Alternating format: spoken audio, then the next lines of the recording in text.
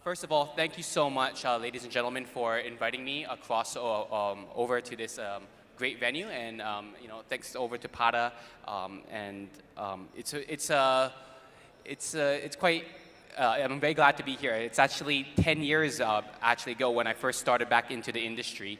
The first association that I was actually had the pleasure to be a part of was Plaza. So a lot of fond memories, and I'm very happy to be able to come back and be able to share across some of the insights. So without further ado, I just want to just start off. So I'm Jonathan Song. I'm the Global Director of Business Development for Plaza Premium Group.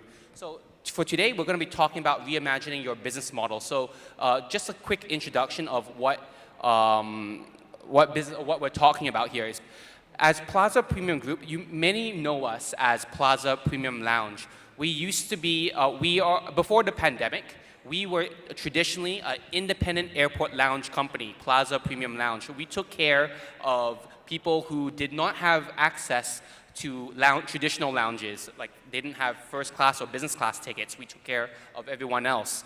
But I didn't want to go into that detail, but I want to talk about the key crisis that we face. During the pandemic, before the pandemic, this was our size. We were operating in over 49 international airports with 180 airport lounges worldwide. But come the pandemic, this was Armageddon for everyone within the tourism and hospitality and travel industry. And we ourselves were, had no escape for this as well. To an extent, Hong Kong International Airport, where we operate, that had 80 million traditionally almost 80 million passenger traffic. In 2021 or 2022, that number was less than 1 million.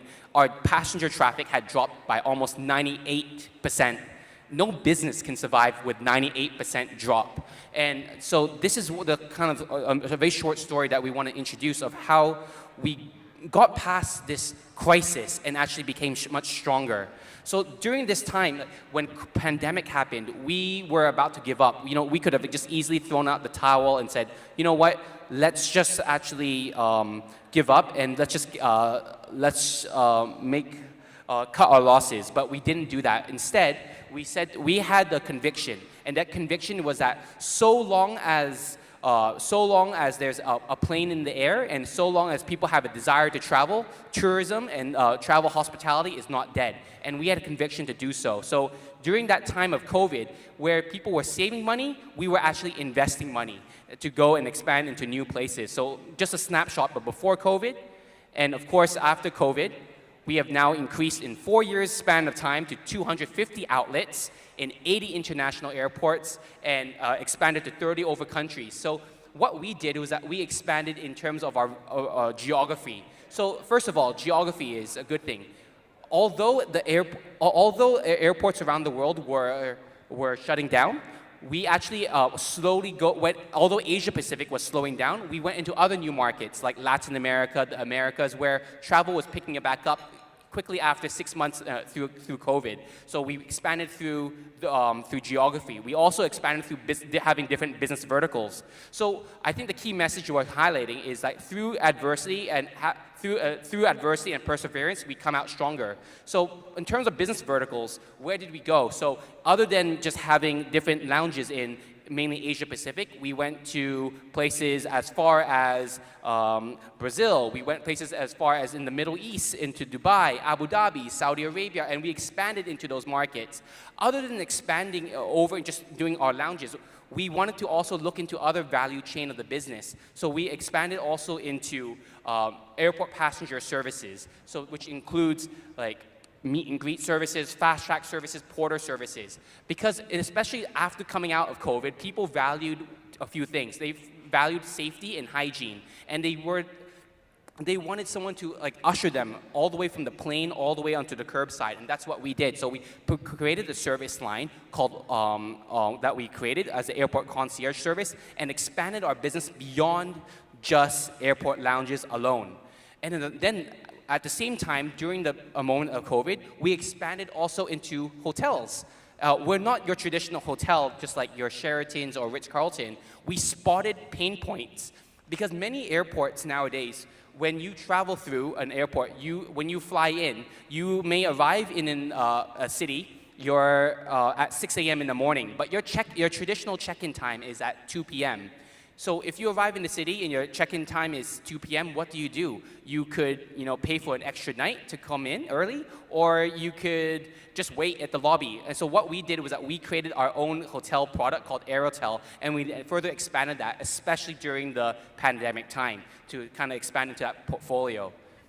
We also expanded our F&B outlets as well. But other than just we had to think outside the box. Other than also expanding our own branded facilities, we actually started knocking on the doors of all our key partners. Some partners that you might see here, Capital One, Cathay Pacific, American Express, Visa. And in fact, we actually helped them to help develop, manage, and operate lounges on their behalf, to create a strategy for them to have lounges. In fact, for example, the first ever Visa branded lounge in the world was developed by us back in Brazil, in Sao Paulo. But all of it is because we were thinking out of the box beyond just ourselves. And also during COVID, although traffic was slow in airports, we also had to take a pause. Instead of just expanding in aviation, there was other parts of transportation that was also expanding, and that was high-speed railway. So during the time of COVID, we also expanded into high-speed railway stations all across throughout mainland China, be it in Guangzhou, Shenzhen, Changsha, and many more. And actually, the domestic travel of high-speed railways is ever growing in China and then soon to be other countries. So this is a new business model that we expanded, but we wouldn't have had that, spotted this opportunity had we not open our eyes and experience the pain point from COVID. And then another thing that we also did that when we had the opportunity was also what we call digitalization. Other than expanding our businesses in terms of geography, in terms of business verticals, it was also about digitalization. I'm sure many of your businesses, digitalization is important, but for us, we thought, hey, it's very important to be able to create an end-to-end journey across in the different airports where we operate. So we created our first loyalty program, and with that loyalty program, we were able to connect a passenger's journey from point A, B, and C, and to ensure that they have services throughout all their different points of their journey. So if they wanted the lounges, they wanted meet and greet services, they wanted a hotel, they wanted buggy services, baggage wrapping, you name it, from A to Z, we were able to get all this. And we create this program called Smart Traveler, and then we now know the entire profile of our customer base altogether. So, sorry, because of the moment of time, so I just wanted to speed through this. But what's most important is that when we faced adversity and crisis, we actually spotted opportunities. And it's all about, having conviction and still believing that, tourism is not dead. We knew that it can only expand more, but it's also about taking the leap of faith and finding out the opportunities out there.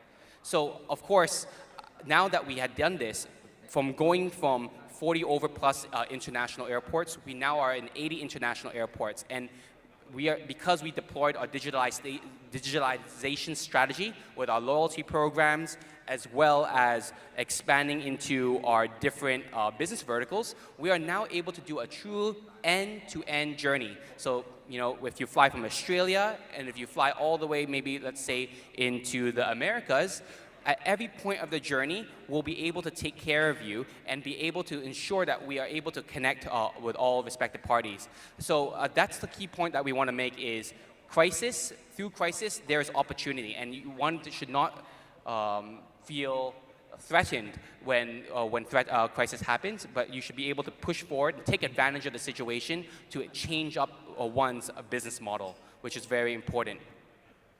So innovation, and through perseverance and digitalization, we're able to further expand our business as a Plaza Premium Group. And I'm sure with many other of your businesses, you've also faced the same thing. And I'm very happy to kind of share that we're now ever growing, and we'll continue to go on this journey together with all of you. So next time, if you find yourselves in any airports, in any parts of the journey, we'll be more than happy to take care for every one of you as well. So thank you very much. Thank you. Thank you so much.